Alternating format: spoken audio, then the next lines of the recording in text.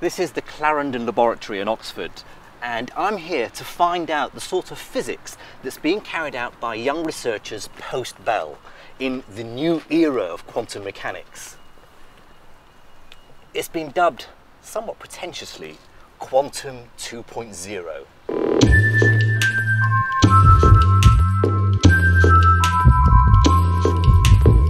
Quantum 2.0 takes the more difficult to swallow elements of Bell's inequality experiment, like entanglement and spooky action at a distance, and uses them as a starting point to generate a new technological revolution.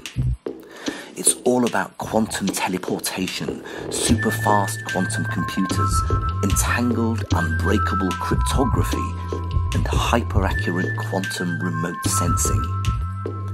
And it threatens to be as significant as anything we've experienced in the last 100 years. Chris is harnessing entangled atoms for use in quantum computers. So this is your experiment, Chris. Tell me what's going on here. Okay, so this is a big vacuum chamber which has pretty much nothing in it. It's a very, very good vacuum, better than outer space. And inside it, right at the centre, is one of these. So that's an ion trap. So we put oscillating electric fields on these bits of metal around here, and eventually in that gap in the middle we trap just single atoms. What's the purpose then? What do you do with that atom? So what we're really trying to do is make the best quality of entanglement anyone's ever done. So you're preventing the quantum weirdness from leaking away? We're not preventing anything. The quantum weirdness isn't leaking away because the system is so perfectly isolated. And of course we can do these extra tricks to try and prevent the quantum weirdness leaking away, and then we can keep it even longer. But without any trickery at all, without any fakery, without any smoke and mirrors, it stays around for a minute, which compared to the millionth of a second it takes to perform a quantum operation on the system is a very long time. Meanwhile, just down the corridor, another researcher is producing single photons. Hi, Merritt. Hi. This complete mess of lenses and mirrors, I'm sure it's all in precisely the right positions. Tell me what you're trying to do here. So how this works is there's a laser light. So then at this point it hits a crystal, and one photon will then be converted into two. And when it's split up, we'll be measuring and detecting one of the photons. And so each time there's a click on this detector, we know that one other photon is free to go into a circuit or do whatever computation we want to do. And it's that other photon that we're really interested in. And it's that other photon that's going to be the interesting one. Okay, so this is sort of a test experiment. What are you hoping to do? What is this for, ultimately? Ultimately, we want to increase the number of photons. That's the main kind of concern at the moment, is to try to build a large entangled source, or something where you can multiply and expand. And have lots of photons entangled together. Exactly.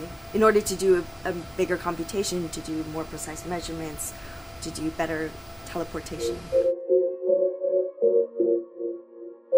And across from Merritt, another young researcher was doing all of this, but miniaturized. Hi, Ben. Hi. So, all this, talk to me. What's going on here? So in this experiment, we're building quantum logic circuits to do quantum logic operations.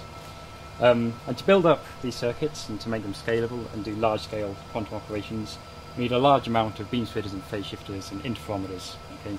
We've seen in other parts of the lab, this takes lots of big bulk optics, take up a lot of space, and they're very difficult to align. And so here, we're taking all of those elements and we're integrating them onto this compact photonic chip. And so it's just normal silica glass that you'd use in normal windows. But on here, we have laser-inscribed areas of waveguides, which guides the light. Okay? And by crossing these waveguides, we can make beam splitters, and we can bring them up and in and make interferometers. So all those lenses and mirrors that Merritt was using on her tabletop, you've shrunk down to put onto this little slide. That's exactly right. And what's the aim of this experiment then? So actually, this chip performs something called quantum teleportation. Okay? So we have a diagram of that chip here. So this is exactly what's inscribed on the circuit here, and it has all these beam splitters and phase shifters. And the aim of quantum teleportation is to take the quantum state encoded onto a photon up in these two rails up here. And if we look at this diagram, we can see there's no actual physical path for the photon to get from these two rails down to this bottom two rails here. Yet, through the non-local correlations created through the entangled state we generate in this circuit, we teleport the quantum information encoded on this state to the bottom photon and these bottom two rails. So you've got two photons that are quantum entangled. Yes. And you're transferring the information from one, its quantum state, to the other. You're teleporting that information. That's right. There's 3 photons going into this chip, and 2 of them at the bottom here are entangled using this chip. Okay. Using those non-local correlations of the entanglement, we can teleport the information on the 3rd photon from these upper 2 rails here to the bottom 2 rails here. I'm actually quite stunned by what I've seen here today. Not just the experiments that are being done, but the fact that these young researchers take everything for granted. It's all so matter of fact. When I think back to when I was a student, much of this work would have been seen as science fiction. And yet, despite the fantastical nature of what they're doing, they do make me feel uneasy. Surely the science they do every day is based on the strangest idea, that reality doesn't really exist. Given that here is this quantum weirdness that sort of, it's in your face, it's working. What is your interpretation of quantum mechanics? How do you explain this weirdness? That's a very good question. I spend a lot of my time having difficulty doing the actual calculations themselves, that I honestly don't have much time to think about the deeper philosophical meanings behind these things. And is that what most experimentalists working on Quantum 2.0 would probably tell me?